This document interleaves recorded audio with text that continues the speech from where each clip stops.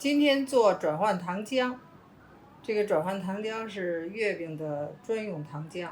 制作方法呢，用白糖熬制的。现在我们介绍一下材料：白砂糖500克，柠檬我们用了2个柠檬挤的柠檬汁儿是45克，纯净水375克。这就是熬制糖浆的所有材料。下面呢，来制作糖浆。首先把375克的纯净水倒入锅中，开火，先用中火把这个500克的白砂糖加进去。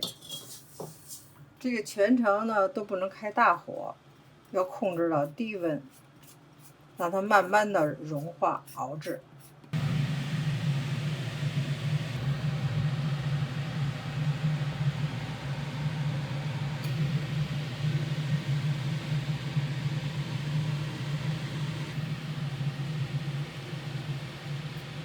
现在糖已经完全融化了，变成了糖水。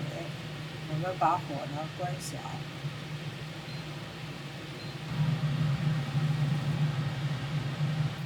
现在我们在糖水中加入柠檬汁，把它过一下筛。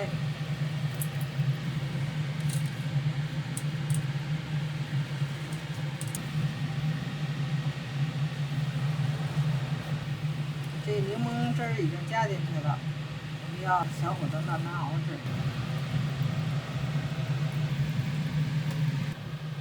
这个糖浆呢，已经熬的由糖水变成糖浆，现在已经变成琥珀色了。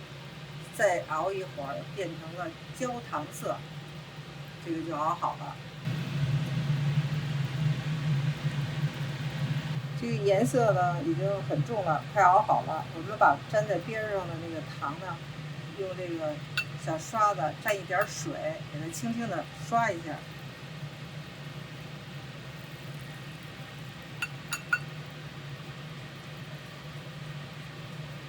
这粘在锅边的糖，刷的水不要蘸太多。看一下这个转换糖浆已经熬好了，已经熬成焦糖色。现在关火，把它倒出来，倒入杯中。